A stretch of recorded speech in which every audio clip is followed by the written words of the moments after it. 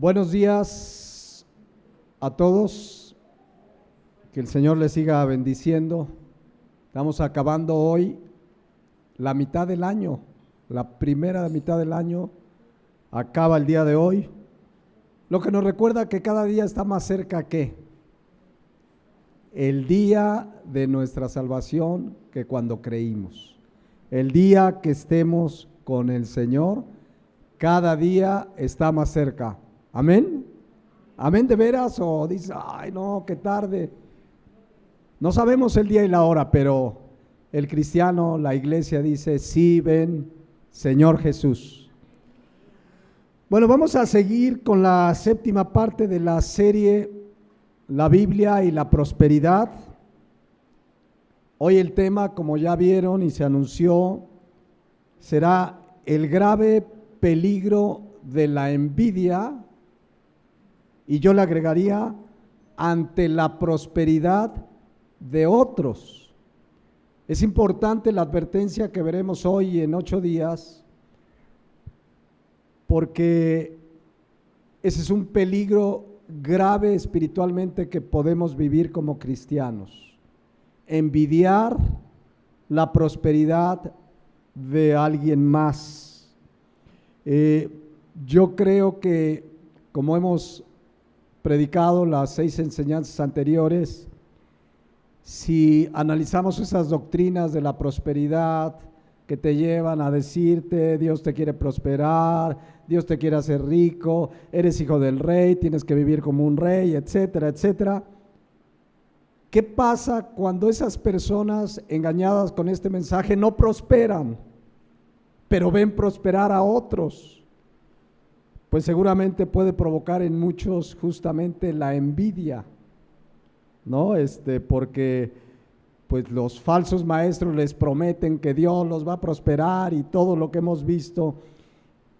Y cuando esas falsas promesas de ellos, no de Dios, no se dan, pues puede venir el tema de la envidia. Vamos a ver esto a lo largo de estas 2 semanas, pero estudiamos las primeras 6 semanas que la prosperidad va más allá de lo económico, del bienestar económico, de la abundancia de bienes, de tener bienes en abundancia.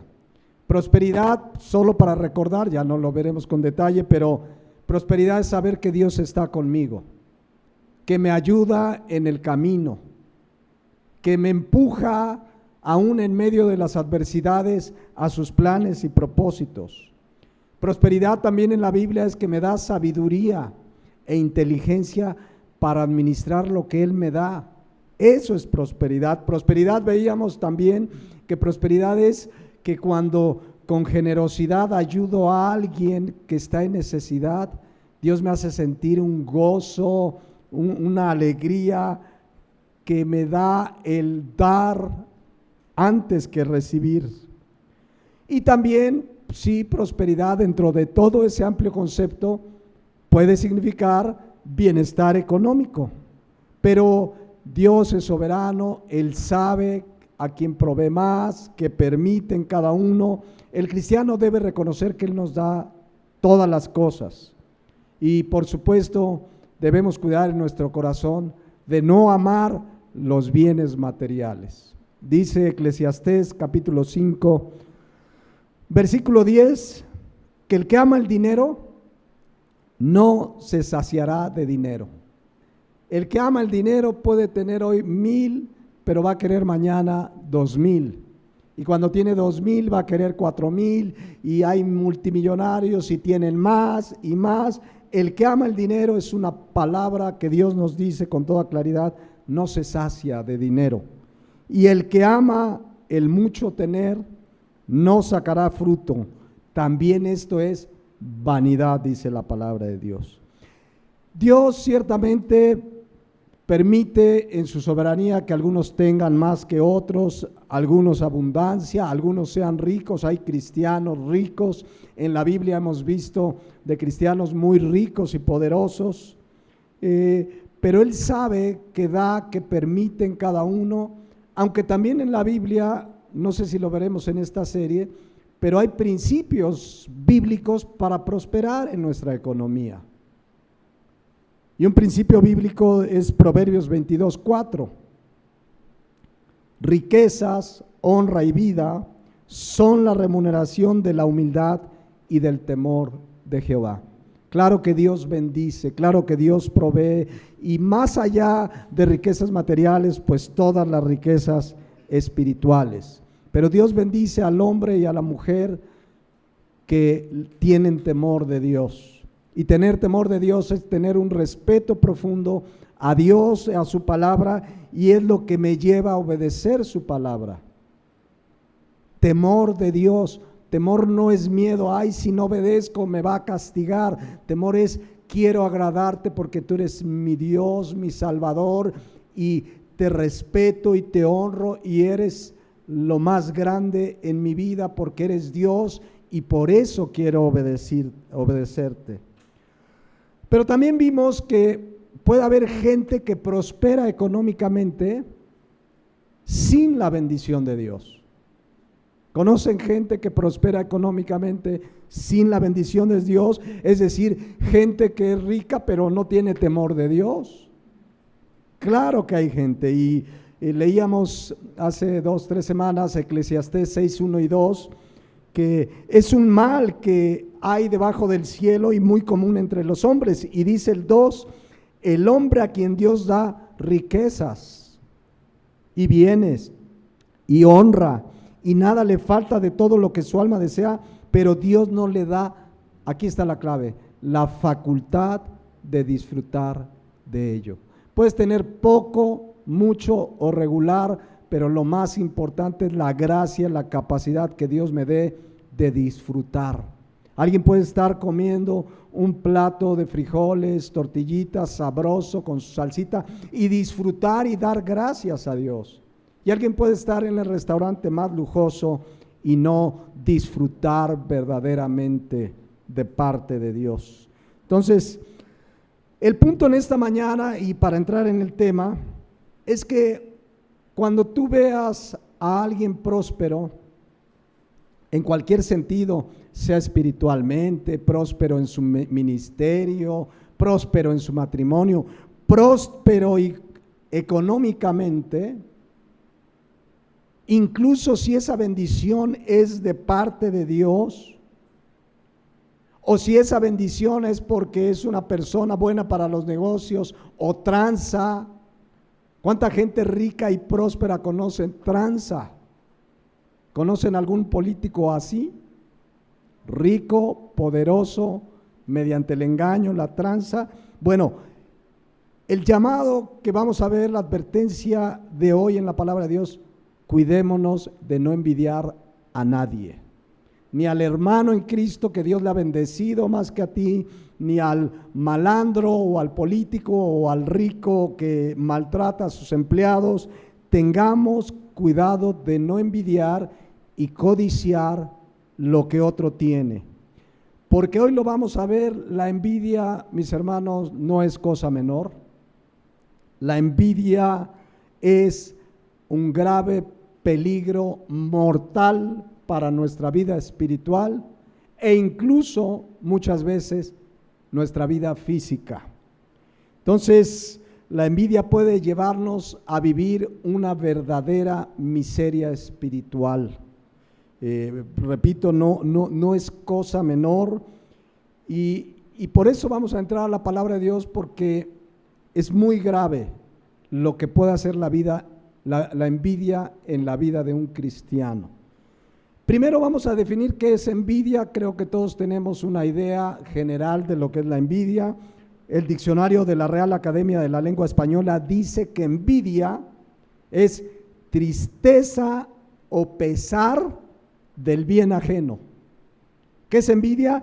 Tristeza, te da, ay, ¿por qué ese tiene? O pesar, enojo, malestar por el bien ajeno. Envidia también dice deseo de lo que no se posee.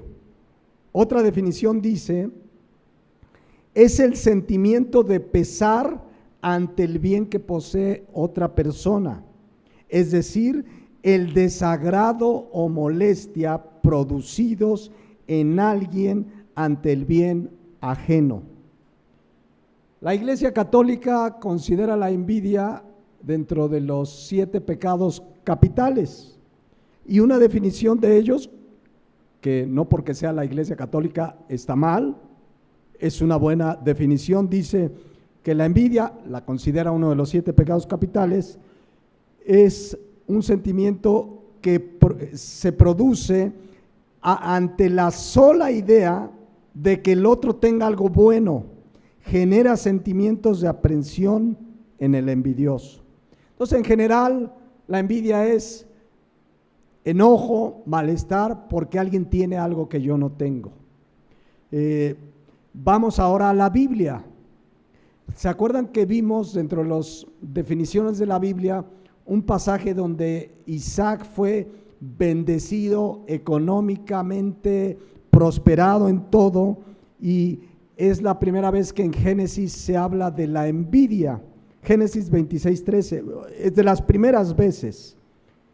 Dice Génesis 26:13, el varón, está hablando de Isaac,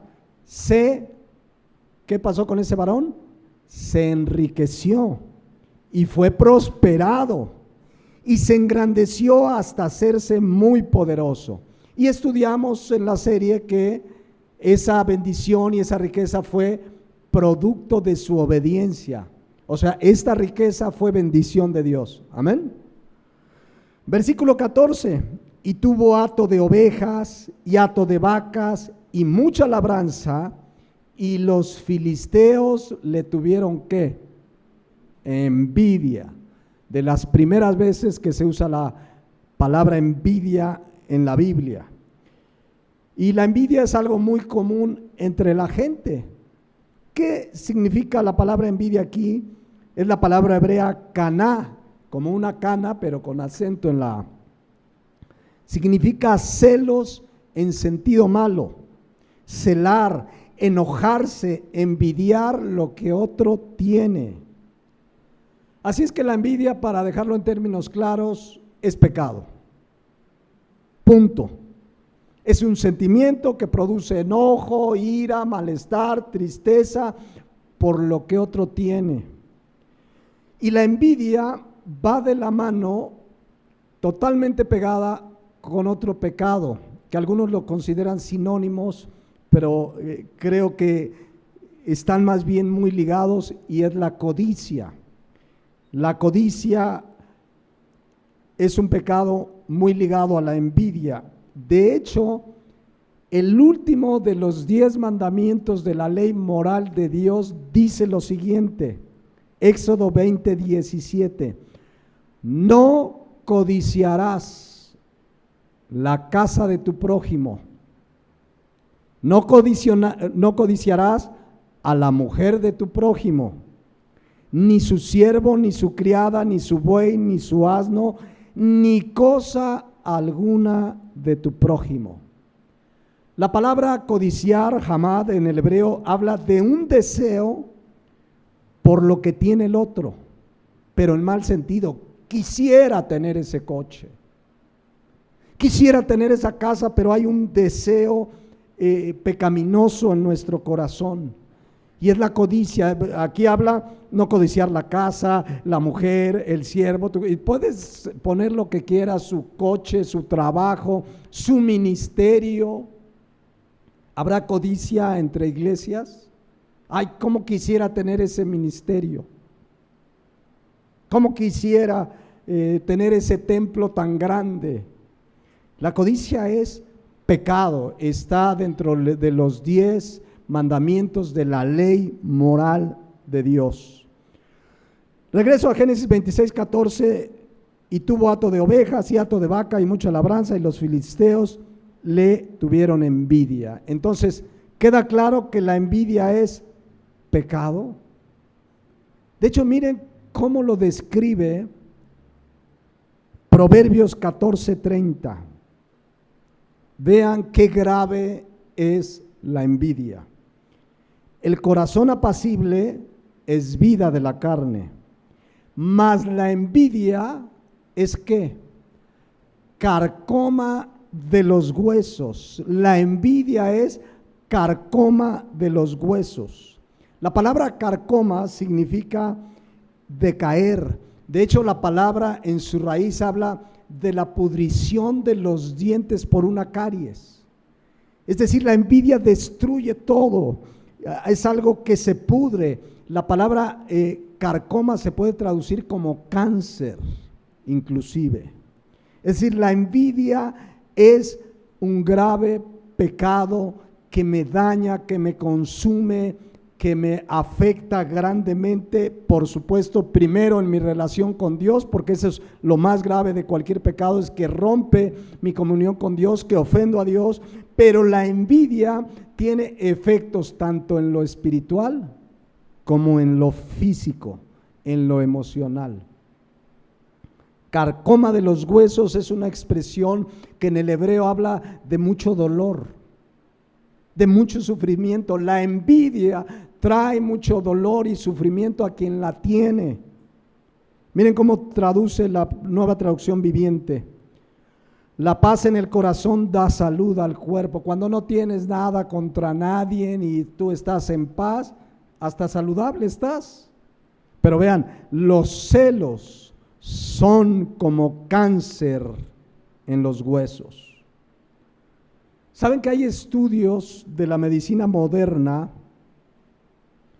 que relacionan muchas enfermedades, entre ellas el cáncer, con sentimientos, le llaman ellos negativos? Dice una conclusión que sacó el Departamento de Salud en Perú, pero se repite en varios países.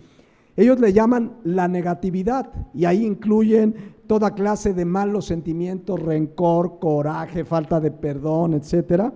Dice, la negatividad, el estrés y el cáncer están estrechamente asociados y son de los factores de riesgo más peligrosos que existen. O sea, ellos no concluyen que si tienes cáncer es porque hay odio o hay rencor, etcétera, pero todos esos factores influyen en la salud del paciente. Y la Biblia dice es carcoma de los huesos, Proverbios 14:30, regresando ahí, es un grave pecado que trae daño a mi vida espiritual, pero aún también, fíjense, puede afectar mi salud física. Qué grave es la envidia y el rencor y muchos otros pecados afectan nuestra salud física incluso. Pero aquí cuando dice carcoma de los huesos, pues habla que la envidia trae mucho sufrimiento y dolor. Y lo primero que tenemos que preguntarnos delante de Dios, cada uno, ser sinceros, es si tenemos o hemos tenido envidia de alguien. Honestamente, delante de Dios, tú puedes decirle al Señor, escudriña mi corazón, porque el corazón es engañoso. El corazón te va a decir, eso no es envidia. Es más, el ser humano ha caído hasta en calificarla envidia de la buena y envidia de la mala. En la Biblia hay envidia y la envidia es pecado. No hay envidia de la buena. No existe. Entonces, seamos honestos, porque a lo mejor nuestra vida espiritual se está afectando hoy por la envidia a alguien, sea alguien del mundo, sea alguien de la iglesia, sea un familiar, y porque él gana más, y porque a mi hermano le dieron ese puesto y a mí no, y porque él tiene casa y yo no. Y la envidia, repito, es un cáncer espiritual que afecta primeramente nuestra relación con Dios. Entonces, cuando veamos a alguien próspero, porque a veces queremos justificar, bueno, es que ese político es corrupto, tranza, y pues sí lo envidio porque es un tranza, que Dios lo juzgue, pero no envidiemos ni la bendición de los hermanos, ni la prosperidad de los impíos. Al contrario, dice Romanos 12:15, ¿saben? Vean lo que dice, gócense ¿con quiénes? Con los que se gozan. Llega tu hermano, ¿qué crees? Me aumentaron el sueldo. Y tú por acá, ¿y por qué a él sí y a mí no? ¿Qué debe hacer el cristiano? Gozarse, ser empático. Si mi hermano está gozoso, si Dios lo ha prosperado, gloria a Dios. pero también ser empáticos. Llorad con los que lloran, sufrir con los que sufren. Si tu hermano está en una aflicción, acércate. ¿Qué puedo hacer? Oramos. Muchas veces no tenemos la solución en nuestras manos, pero simplemente saber que está al lado y que va a orar por ti es un buen aliciente. Entonces, el cristiano debe ser empático, jamás la envidia. Ahora, antes de entrar en el punto central, déjenme decirle que la envidia es una característica común de nuestra sociedad, de la gente sin Cristo, y eventualmente también sucede en los cristianos, pero es una característica de la gente que rechaza a Dios. Ya estudiaremos la carta de Romanos en unas semanas, varias semanas todavía, pero fíjense lo que dice Romanos 1:28. Vean de qué clase de gente habla.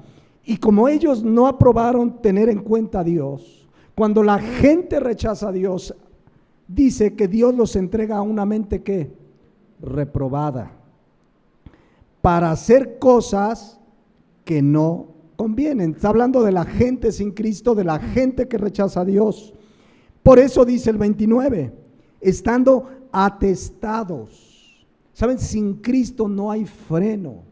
Estando atestados de toda injusticia, fornicación, perversidad, avaricia, maldad. Luego, ¿qué dice ahí? Llenos de envidias, homicidios, contiendas, engaños, malignidades, murmuradores, detractores, aborrecedores de Dios, injuriosos, soberbios, altivos, inventores de males, desobedientes a los padres, necios, desleales, sin afecto natural, implacables, sin misericordia. Es una descripción de la humanidad sin Cristo. Esta es la sociedad en la que vivimos. Quienes, habiendo entendido el juicio de Dios, que los que practican tales cosas son dignos de muerte, no solo las hacen, sino que también se complacen con las que la practican. Entonces, esto sucede y es una característica común de la gente sin Cristo. Fácilmente cae en ese y otros pecados, pero eso no quiere decir que el cristiano no pueda caer en el pecado de la envidia, porque tenemos, y lo estudiaremos en Romanos, una naturaleza que todavía tiene tendencia al pecar. ¿Aquí hay alguien que no luche con el pecado? Que diga, no, yo ya. Todos tenemos esa tendencia. Y la envidia ahí está en nuestra carne. Por eso cuidemos nuestro corazón de no envidiar. Y si hay envidia, venir delante de Dios, Señor, perdóname. Cambia mi corazón. Yo quiero agradarte. De nadie debemos tener envidia, mucho menos de los impíos. Porque a veces sí dice uno, pero si ese ni es cristiano, ni alaba a Dios, ni se congrega, y le va mejor que yo, que soy hijo del rey. Y luego si tienes una doctrina equivocada, pues vas a decir, no, yo declaro que tengo que tener más que él. Si ese es un hijo del diablo y yo soy hijo de Dios, yo merezco más.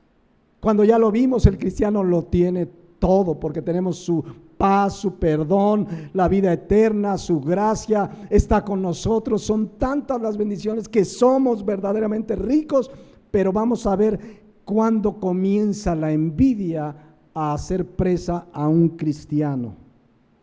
Por eso dice Proverbios 23:17, no tenga tu corazón envidia de los pecadores, de nadie por supuesto, pero menos de quién, de los pecadores. Antes persevera en el temor de Dios. La envidia, mis hermanos, es producto de pleitos, divisiones familiares, laborales, entre países. La envidia provoca un sinnúmero de consecuencias que Santiago 4:1 lo dice así, fíjense, lo pongo en la versión Dios habla hoy. ¿De dónde vienen las guerras y peleas entre ustedes? Les dice Santiago, a ver, ¿de dónde vienen sus pleitos? Pues de los malos deseos que siempre están luchando en su interior. Ustedes quieren algo y no lo obtienen, matan, sienten envidia de alguna cosa y como no la pueden conseguir, luchan y se hacen guerra. Es el motivo de las guerras. ¿Por qué pelean países por el petróleo que tiene el otro? Yo quiero tu petróleo y te mando a mi ejército porque yo quiero tener ese petróleo, porque el petróleo o el agua al rato serán las peleas por la guerra. Pero eso sucede en el plano personal, individual, en una sociedad, en una familia, entre países, producto de la envidia. Dice, matan, sienten envidia de alguna cosa y como no la pueden conseguir, luchan y se hacen guerra.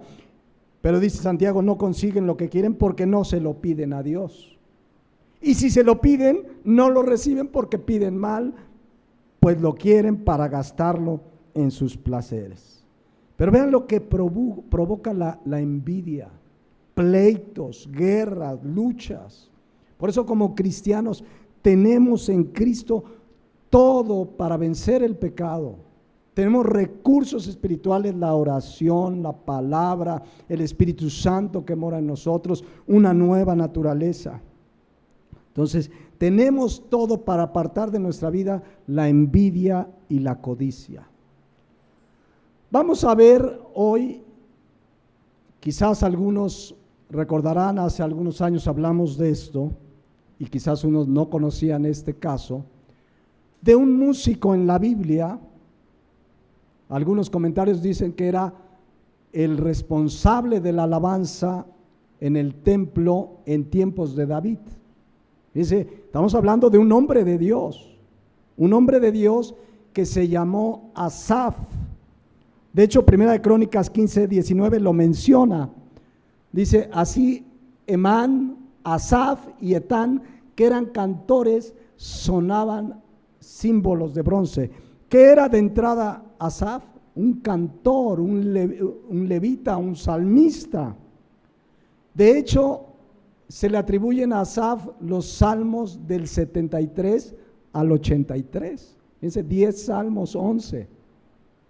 Si contamos desde el 73, escrito por él, pero sabemos que inspirado por el Espíritu Santo.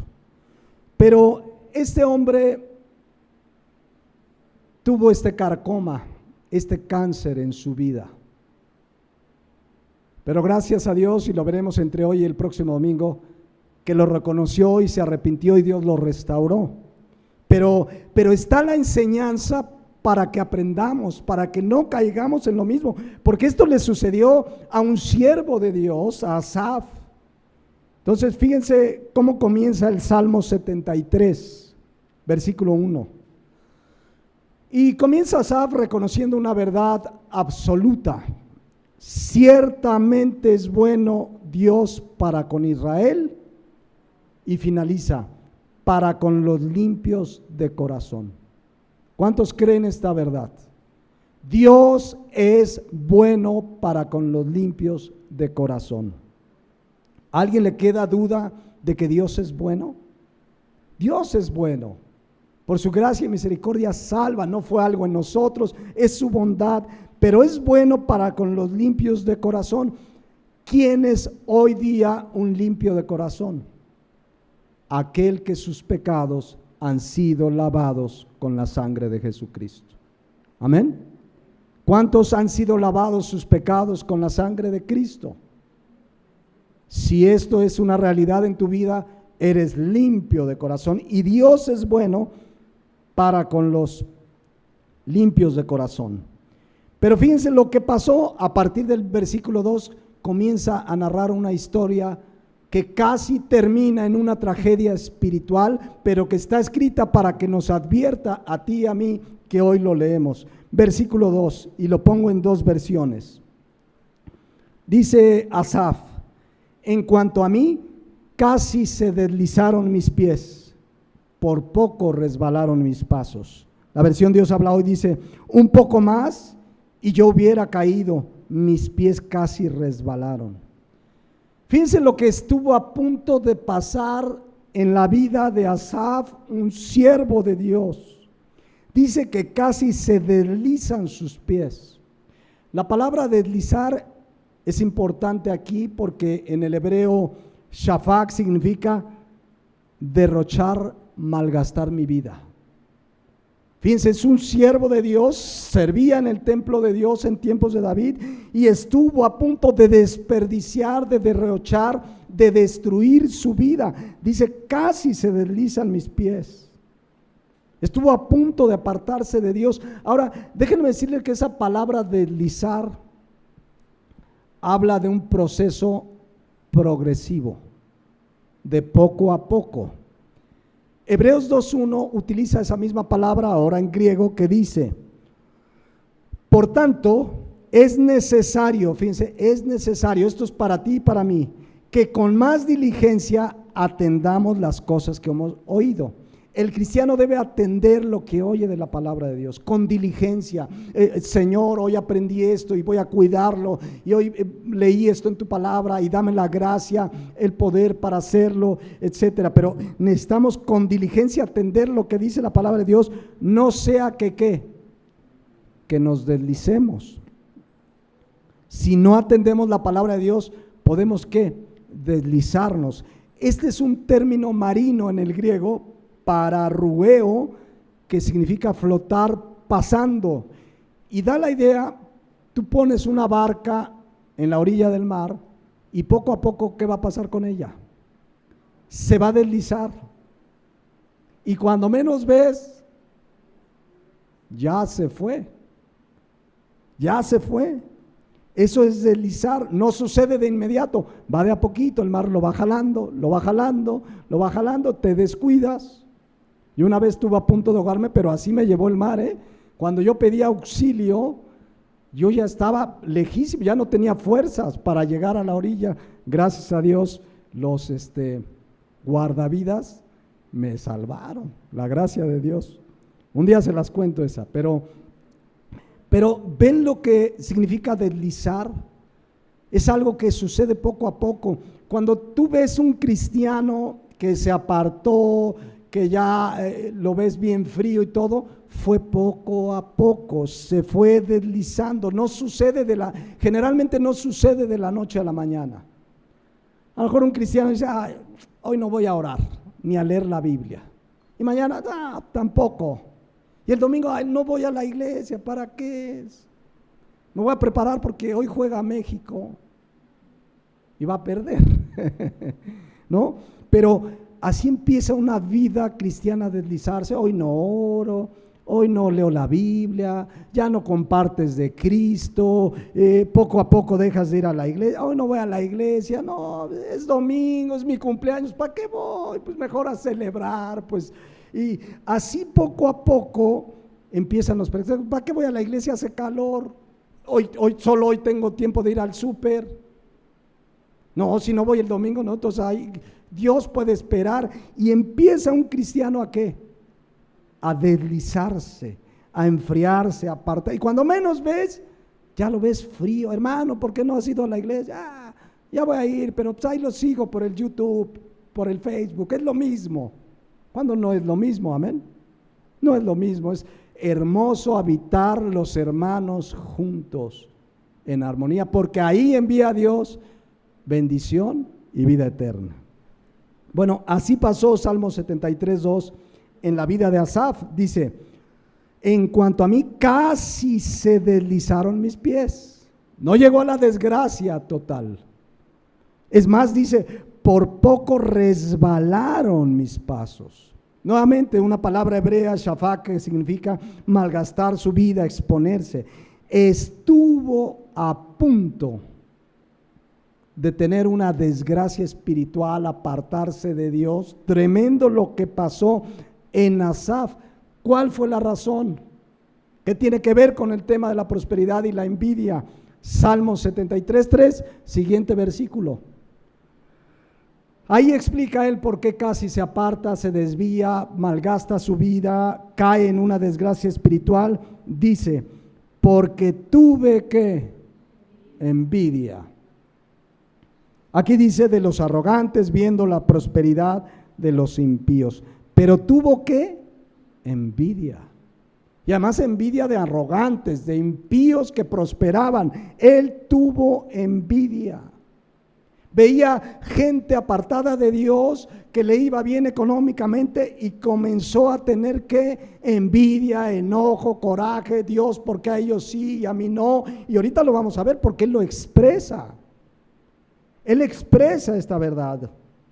De hecho, dice que tuvo envidia de los arrogantes. ¿Saben quién es una persona arrogante? Aquí en el hebreo halal significa alguien que alardea de lo que tiene, que presume, un presumido. ¿Conocen gente así? ¿Ya viste mi carro nuevo? ¿Ya viste cuánto gano? Yo gano más que tú, etcétera, etcétera. Dice aquí, allá los arrogantes, pero él tuvo envidia porque seguramente alguien llegó, mira, Asaf, yo ni cristiano, ni adoro a Dios, y mira, traigo auto nuevo, me acabo de ir de vacaciones ¿a dónde? A Hawái. Y uno por acá, pues yo ni a la ex hacienda de Temisco, que no está barata, no está barata.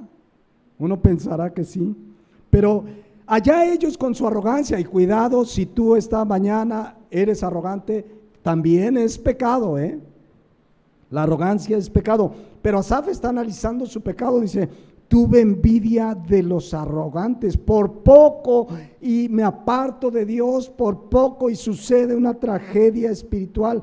Pero ¿saben qué? Y lo vamos a ampliar en 8 días. Algo importante que hace aquí Asaf es reconocer su pecado. Él no dice, no, no es cierto, no fue envidia, es más, fue envidia de la buena. No, tuve envidia y por eso casi caigo en una desgracia espiritual. Lo primero que tiene que suceder en uno para que Dios restaure mi vida como cristiano que he pecado es reconocer mi pecado. David, cuando adulteró y todo el pecado que hubo en su vida, dice en el Salmo 51:3, porque yo, ¿qué dice ahí? Reconozco mis rebeliones, yo reconozco mis rebeliones y mi pecado está siempre delante de mí. Contra ti solo he pecado y he hecho lo malo delante de tus ojos. El primer paso para que Dios me perdone es verdaderamente reconocer. Por eso yo les decía hace un rato, pídanle al Espíritu Santo, pidamos, Señor, escudriña mi corazón. ¿No será que hay envidia en mi corazón contra alguien? Porque si no lo reconoces, Dios no te va a perdonar. Por eso David llegó, primero, si usted lee la historia, primero David no reconocía cuando llegó, ¿cómo se llama el profeta que llegó a decirle a David que andaba en pecado? Natán. David dijo, ay, qué tremendo el hombre que hizo eso. No, le dice Natán, te estoy hablando de ti. Y vino el arrepentimiento, vino el reconocimiento. Reconozco, tenemos que reconocer, mis hermanos. ¿No será que cosas que estamos viviendo en nuestra vida personal, familiar, es porque hay pecado en nuestra vida, envidia posiblemente? Hay que reconocerlo. Y la envidia es tremenda, dice el Proverbios 27:4, fíjense, dice, cruel es la ira e impetuoso el furor, mas ¿quién podrá sostenerse delante de la envidia? La envidia humanamente es un pecado incontrolable, mis hermanos, humanamente.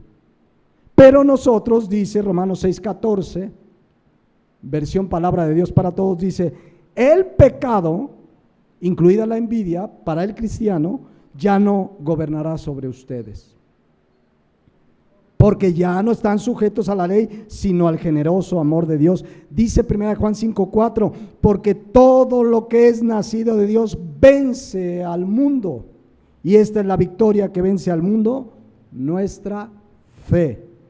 En Cristo pues tenemos el poder, los recursos espirituales para vencer al pecado. Llámese el pecado que sea, incluida la envidia. Aunque diga Proverbios 27:4, cruel es la ira, impetuoso el furor, mas ¿quién podrá sostenerse delante de la envidia? Nosotros tenemos los recursos para no caer en el pecado. Entonces, regresando pues, vean a Asaf, Salmo 73:3, está reconociendo, yo reconozco que tuve envidia de los arrogantes, viendo la prosperidad de los impíos. Y aquí viene algo clave en por qué casi se desliza, por qué cayó casi en esa desgracia espiritual. Dice ahí, viendo la prosperidad de los impíos. Y parece que la palabra viendo no dice mucho, pero dice mucho. La palabra, como se usa ahí, es la palabra hebrea raá. Y habla cuando te tomas tiempo para observar algo, para contemplar, para explorar, para atender, para considerar. O sea, Asaf no es que vio un rico y dijo, ay, no, empezó a ver, ay, ¿ese por qué tiene? Ah, mira, ya se compró tal, ah, mira, ya tiene más, ah, mira qué bien. Estaba ahí viendo y vio. O sea, la palabra ra habla de una manera de ver con tiempo, detenerte a ver qué pasa, pero en sentido negativo. Por ejemplo, estás en una playa en Acapulco, sentado, tomándote un coquito, sin alcohol, y se te atraviesa una mujer en bikini o un hombre con un traje de baño sugestivo. Se te atravesó, no eres ciego, pues ya lo viste, pero la palabra viendo es que ya lo viste y hasta el cuello se te retuerce. ¿Notan la diferencia entre ver nada más y decir, ah, y se te tuerce el cuello? Ahí es la palabra raá. Ya no solo es una mirada, ya estás viendo, y en el contexto de lo que estamos hablando, a lo mejor un día ves que tu vecino llegó y trae auto nuevo, y al otro día la esposa va y te dice, ¿y qué crees? Ya estrenaron sala, y los vi y traen refrigerador nuevo de esos que se conectan a internet, y ahí está la mujer viendo, o el esposo, ¿y qué crees? Ya pintaron su casa. Y ¿qué está haciendo esa mujer, ese hombre? Viendo, contemplando, y lo dices, y ni son cristianos, y ni van a la iglesia, y nosotros vamos a la iglesia, y ahí empezamos a dar lugar y cabida a la envidia. Cuando vemos, nos detenemos. Repito, no significa que no nos damos cuenta. Si tu vecino llega con un auto último modelo de lujo, de esos de los aritos, y dices, ay, este vecino, pues ya te diste cuenta. Pero si empieza, ¿y por qué? ¿Y cómo le hizo? Y seguramente, y cuidado, es peligrosísimo estar viendo, detenerme a ver, ¿y por qué este tiene más? Y ocupas tiempo de tu vida y de tu mente a ver por qué otro tiene y tú no. Esa es el origen, o más bien lo que pasó en la vida de Adán y Eva. Saben que por el pecado de Adán y Eva, dice Romanos 5:12, que el pecado entró en el mundo por un hombre. ¿Quién es ese hombre? Adán, e incluye a Eva, pero Adán era el responsable. Y por el pecado entró la muerte, y así la muerte pasó a todos los hombres por cuanto todos pecaron. Pero ¿saben cuándo comenzó ese pecado? Dios había prohibido que de un árbol no comieran, del árbol del bien y del mal.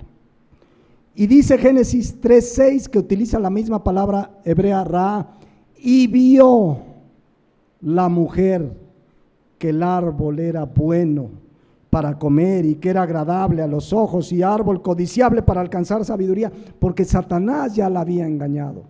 ¿Pero qué hizo Eva? Vio, se detuvo, si yo lo como voy a ser sabio, porque me dijo Satanás que voy a hacer conocer como Dios conoce. Pero el problema estuvo cuando vio, y las consecuencias son hasta hoy. El pecado entró en el mundo por un hombre, y el pecado la muerte. Amén. Entonces, mucho cuidado, mucho cuidado. ¿Saben? La vida de David, por ejemplo, tuvo consecuencias tremendas por un pecado de adulterio.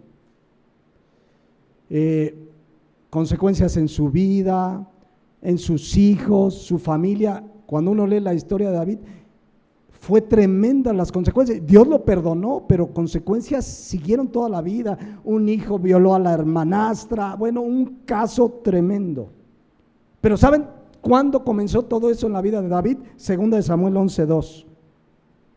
Y sucedió un día, al caer la tarde, que se levantó David, estaba ahí en su palacio, Se levantó de su lecho y se paseaba por el terrado de la casa real. No tiene nada de malo que se paseara, aunque bueno, ahí dice el texto que además era el tiempo en que los reyes deberían irse a la guerra y pues David se quedó ahí. Pero bueno, y dice, y vio, pero ese ver es contemplar, detenerse a ver. ¿Qué vio? Vio desde el terrado a una mujer que se estaba bañando, la cual era muy hermosa.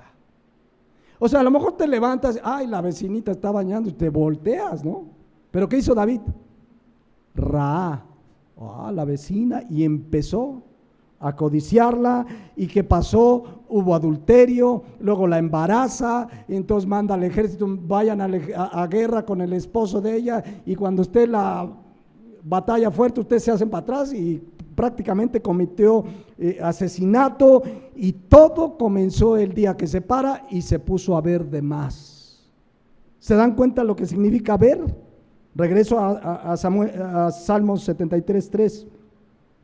Dice Asaf, tuve envidia de los arrogantes viendo la prosperidad de los impíos. Ay, mira el vecino, ay, mira fulano, ¿y por qué gana más?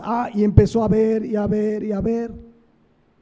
Cuidemos nuestro corazón. Si Dios bendice a un hermano, Señor, me gozo, y si no es cristiano y es tranza, ya el Señor hará juicio. Pero no caigamos en la tentación, porque ese mirar me va a llevar al pecado ¿de qué? De la codicia. Y el pecado es un proceso. Fíjense, dice Santiago 1:12, bienaventurado. ¿Todos recuerdan qué significa bienaventurado? Supremamente dichoso, supremamente bendecido. ¿Quién aquí? El varón que soporta la tentación. ¿Saben ustedes que la tentación no es pecado? O sea, si yo estoy en la playa y pasó la mujer ahí en bikini, no es pecado que haya pasado. Yo no le dije pasa enfrente de mí, pero hay que resistir la tentación. Yo no volteo, no, Señor, ya pasó, no había manera de evitarlo. Dice, porque cuando haya resistido la prueba, recibirá la corona de vida que Dios ha prometido para los que lo aman. Luego dice el 13, cuando alguno es tentado, no diga que es tentado de parte de Dios, porque Dios no puede ser tentado por el mal, ni él tienta a nadie. Esto es profundo, pero lo explico de una manera sencilla. Por supuesto, lo podemos ver en otro momento, pero Dios nunca te va a incitar al pecado. Dios nos prueba. Satanás y nuestra carne nos tientan, esa es la diferencia. Dios nos prueba, que es diferente a tentar en el sentido malo, pero Satanás, el mundo y nuestra carne nos tientan. Entonces dice, cuando alguno es tentado, es que caí porque Dios me tentó. ¿Qué le dijo Adán a Dios? La mujer que me diste. O sea, somos muy dados a echarle la culpa. No, cuando alguno es tentado, no diga que viene de parte de Dios. Dice el 14, sino que cada uno es tentado cuando de su propia ¿qué? Concupiscencia. Esto habla de nuestra carne. Pitsumía del griego habla de deseos y pasiones que todavía corren en nuestro cuerpo. Yo soy tentado porque mi cuerpo ya vi a la mujer, o ya vi al hombre, o ya deseo aquello, y soy tentado porque mi carne es codiciosa, mi carne es avariciosa. Pero si yo me detengo ahí, dice, eres atraído y seducido. La palabra seducir habla, ya es cuando ya no puedes reaccionar, ya caíste. Primero vino la tentación, te detuviste, te atrae y de repente te hechiza. La palabra seducir ya no hay freno. Por eso dice el 15, entonces la concupiscencia, después que ha concebido, da a luz el pecado. O sea, la tentación en sí no es pecado, pero si yo me detengo, estoy ahí, voy a caer en pecado. El pecado tiene un proceso. Por ejemplo, un adulterio de un hombre y una mujer generalmente no es de la noche a la mañana. Empezó a dar espacio, a ceder, hasta que se da luz el pecado. Bueno, Asaf, así sucedió. Si quieres adelantar hasta el Salmo 73:3, dice, tuve envidia de los arrogantes, viendo que la prosperidad de los impíos. Vean el problema grave de Asaf, y ya abundaremos más en 8 días, pero empezó a ver la prosperidad de los impíos. Pero quiero que vean que para este punto Asaf ya está cegado. Ahorita lo vamos a ver. Porque dice que vio prosperidad en los impíos. Incluso aquí en el hebreo se utiliza la palabra shalom. Shalom, que significa tener paz, estar seguro, feliz. Es paz y bienestar que Dios me da. De hecho, así se desean los hebreos, ¿no? Shalom, shalom. Una vez fui a una iglesia donde así se saludaban, porque dice que así tenemos que saludarnos, porque ya se regresaron un poco al Antiguo Testamento, ¿no? Nos podemos desear bendición, no tendría nada de malo decir shalom, pero shalom viene de parte de Dios. Asaf está tan cegado que cree que Dios los está prosperando y que tienen bendición de Dios.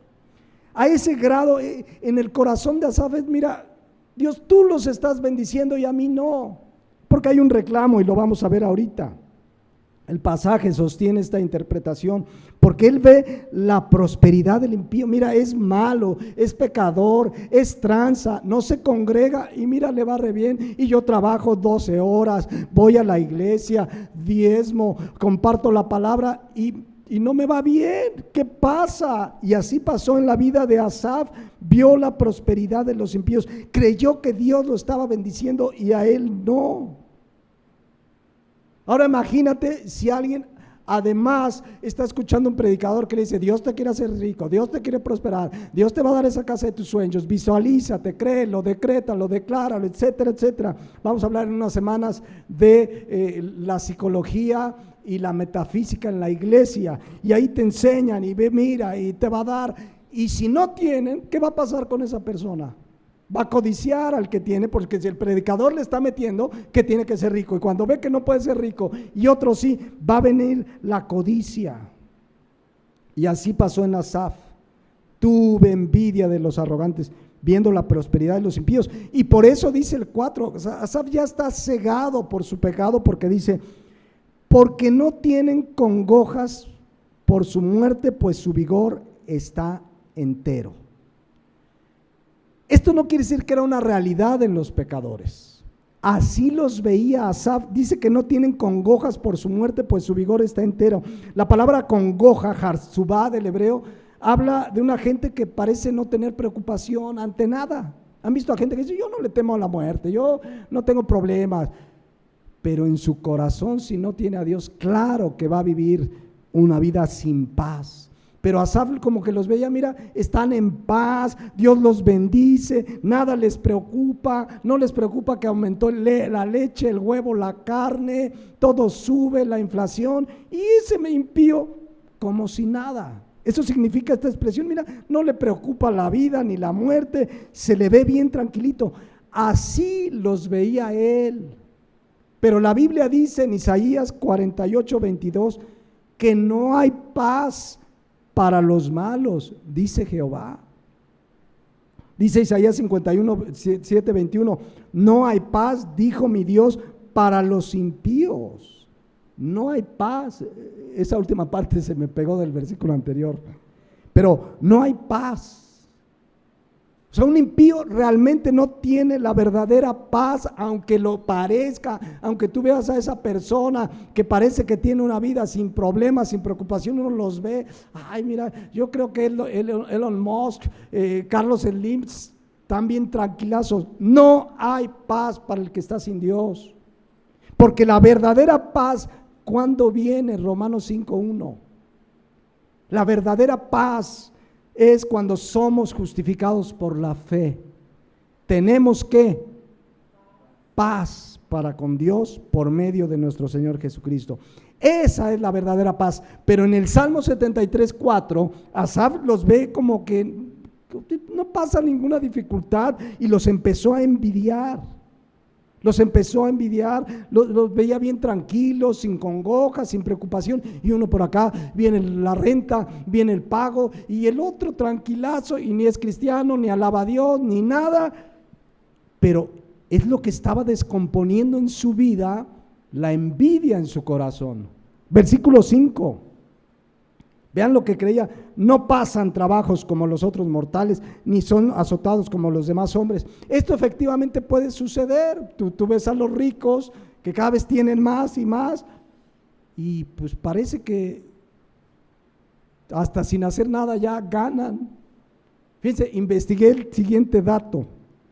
¿Conocen a Elon Musk? Es el dueño de Tesla y de ex Twitter, ahora X. Y les voy a decir lo siguiente, pero no para que tengan envidia. ¿Saben cuánto gana Elon Musk por segundo? Por segundo, $115. Traduzcámoslo a pesos. Vamos a ponerlo a 18. 2,070 pesos por segundo. Ahorita ya hubiera ganado yo, ¿cuánto? Llevo media hora, 40 minutos. Bueno, en un minuto gana 124,000 pesos. En un minuto. Si lo multiplicas por una hora, 7,450,000 pesos.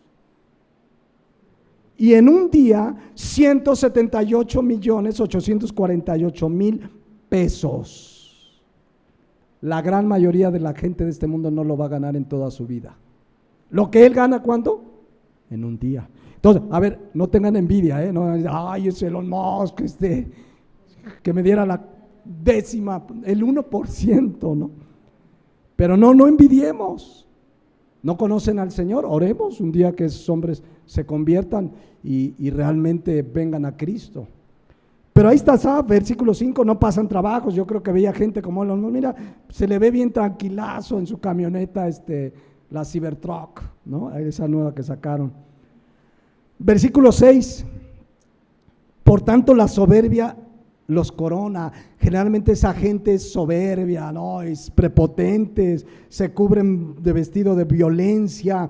Versículo 7, los ojos se les saltan de gordura, logran con creces los antojos de su corazón. Gente que dice, quiero un carro nuevo. El otro día oí que escribía en X un empresario muy rico aquí en México, dueño de Electra y otras empresas, que dice que ese día le dijo a su esposa, vámonos a cenar a París. Vámonos, y se fueron a París, así de un momento a otro, ¿no? O sea, dice aquí, logran con creces los antojos de su corazón, pero ahí estaba Asaf envidiando, viendo, y el vecino ya se fue de vacaciones a París, y yo ni a Tepetongo, ¿cómo? Bueno, Tepetongo también, ¿dónde está Tepetongo? ¿No conoce? ¿En dónde? En Hidalgo. Son esos, donde cae el agua así. Las termales, es caro, podríamos ir. Versículo 8 sigue hablando, Asaf está enceguecido por la envidia, se mofan y hablan con maldad de hacer violencia, hablan con altanería. Versículo 9, ponen su boca contra el cielo, o sea, gente que hasta blasfema contra Dios y le va bien.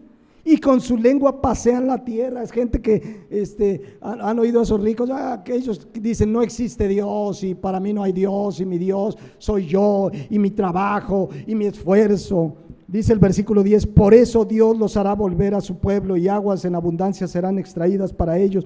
Y dicen, ¿cómo sabe Dios? Y hay conocimiento en el Altísimo. O sea, esa gente hasta duda de Dios. He aquí estos impíos, sin ser turbados del mundo, alcanzaron riquezas. Así los veía Asaf, ahí estaba en su envidia, ahí estaba él lo está narrando, pero para cuando lo narra, ha sido restaurado por Dios. Y lo vamos a ver en 8 días, cómo Dios lo restauró y cuál fue el punto donde comenzó el perdón de Dios y la restauración en su vida, por la envidia que tuvo ante la prosperidad de otros, esa envidia que dice el Salmo 73:2, pues, que casi se deslizan sus pies, casi se aparta de ellos. Entonces quiero que vean a qué grado está llegando Asaf, producto de qué, de la envidia, pero lo reconoció. Es más, les dejo este versículo que lo vemos en 8 días. Vean a qué grado llegó Asaf al ver la prosperidad de otro, versículo 13. Vean lo que expresó: verdaderamente en vano he limpiado mi corazón y lavado mis manos en inocencia. Es una declaración fuertísima que en el momento que pasaba la envidia, la hizo Asaf. ¿Qué significa esto? Lo vemos en 8 días. Vamos a dejarle aquí. Y yo quiero invitarles a que reflexionemos esta mañana. Si quieren cerrar sus ojos, meditar delante de Dios, y cada uno con toda honestidad de lo que hemos visto. ¿Has envidias a alguien? ¿Hay codicia en tu corazón por tener lo que otro tiene? ¿Te has detenido como Asaf a ver la prosperidad de otros? ¿Hay envidia esta mañana en tu corazón por alguien de aquí de la iglesia, o un familiar, o un amigo, o tu jefe, o un gobernante? Cuando hemos aprendido que Dios nos ha bendecido con lo más grande que es la salvación. Examinemos nuestro corazón, vean todo lo que produce ese pecado, la envidia. Y pidámosle al Espíritu Santo que nos muestre si hay envidia en nuestro corazón, porque esa envidia es un cáncer que carcome los huesos. Es carcoma, dice la palabra de Dios, y no solo afecta tu vida espiritual, tu relación con Dios, que es lo más grave, aún puede afectar tu salud. ¿Qué tenemos que hacer? Reconocer como Asaf: sí, Señor, he tenido envidia. Un día una persona se me acercó hace algunos años, me dijo: pastor, yo le tengo envidia. No me acuerdo las causas y las razones, pero gracias a Dios, Dios lo restauró. Pero cuidemos nuestro corazón. Vamos a orar, si quieren ponerse de pie. Y si tú y yo reconocemos el pecado, dice la palabra de Dios, que si lo confesamos, Él es fiel y justo para perdonar nuestros pecados y limpiarnos de toda maldad. Oremos a Dios. Padre Celestial, gracias porque tenemos este salmo de este siervo tuyo llamado Asaf. Gracias porque aquí hay una advertencia de lo que puede suceder si el pecado de la envidia y la codicia está en nuestro corazón. Yo te pido que tú examines nuestro corazón, y si hay envidia lo reconozcamos como Asaf. Reconocer nuestra rebelión, nuestro pecado, porque solo así, si confesamos nuestro pecado, tú nos perdonas, tú nos limpias de toda maldad. Que aprendamos a estar contentos con lo que tenemos, y si tú bendices más, gloria a Dios, y si tú permites escasez, fortalécenos, y si tú nos mantienes con el sustento necesario, gloria a Dios, porque hemos visto semanas anteriores que en Cristo lo tenemos todo. Tenemos verdaderas riquezas espirituales. No hay nada que envidiarle al mundo ni al personaje más rico de esta tierra. No hay envidia de la buena. La envidia es un pecado, Señor, que tu palabra dice que es un cáncer que carcome nuestra salud física y espiritual. Así es que oro que tu Santo Espíritu, pues, muestra a nuestro corazón si hay pecado. Y si es así, tu Santo Espíritu que convence de pecado, lo haga en nuestras vidas y lo confesemos, no lo encubramos, sino confesemos y nos apartemos de ese pecado para alcanzar misericordia. Gracias porque en Cristo, en esa cruz, se venció el poder del pecado. Gracias porque en Cristo ahora el pecado ya no nos gobierna, ya no nos enseñorea. Tenemos las herramientas espirituales para vencer y vivir vidas limpias, apartadas, desterrando de nuestra vida y de nuestro corazón este gravísimo pecado, este carcoma, este cáncer que es la envidia. Que tu gracia y misericordia nos sustenten, Padre. Te lo pedimos y oramos en Cristo Jesús. Amén.